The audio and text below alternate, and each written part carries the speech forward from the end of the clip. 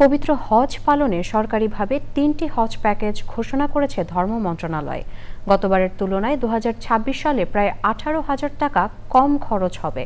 সচিবালয়ে সংবাদ সম্মেলনে ধর্ম উপদেষ্টা বলেন, সরকারি বেসরকারি দুই মাধ্যমেই নিবন্ধন কার্যক্রম ১২ই অক্টোবর পর্যন্ত চলবে।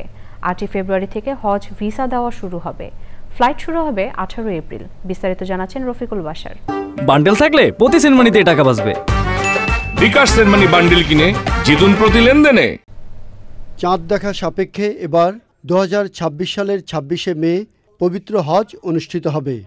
বাংলাদেশ থেকে সম্ভাব্য ১,২৭,১৯৮ জন মুসল্লি হজে যেতে পারবেন। সাংবাদিক সম্মেলনে ধর্ম উপদেষ্টা জানান, সরকারিভাবে ৩টি হজ প্যাকেজ চূড়ান্ত করা হয়েছে। প্রথম প্যাকেজে ৬,৯০,৫৯৭ টাকা, দ্বিতীয় প্যাকেজ ৫,৫৮,৮৮১ টাকা, তৃতীয় প্যাকেজ ৪,৬৭,০০০ টাকা। বেসরকারিভাবে ৫,০৯,১৮৫ টাকা নির্ধারণ করা হয়েছে। এবছর হজ যাত্রী প্রতি বিমান ভাড়া ১২,৯৯০ টাকা কম। যদি বাংলাদেশ বিমান আরও কমে নেয় তাহলে আমরা ওই টাকা আমার এজেন্সিরাও দেবেন, আমরা গভর্নমেন্ট পক্ষ থেকে ফেরত দেব। হজ যাত্রীরা মক্কায় হারাম শরীফের বহিরাঙ্গন থেকে সর্বোচ্চ ৭০০ মিটারের মধ্যে হোটেলে থাকবেন।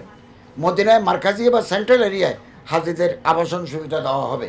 এজেন্সির মাধ্যমে যাওয়া হজযাত্রীদের চুক্তিমতো সেবা না দিলে কিংবা কোনো অভিযোগ পেলে বিধি অনুযায়ী ব্যবস্থা নেওয়া হবে। যখনই হজে যাবেন এজেন্সির সাথে তাকে চুক্তিবদ্ধ হতে হবে।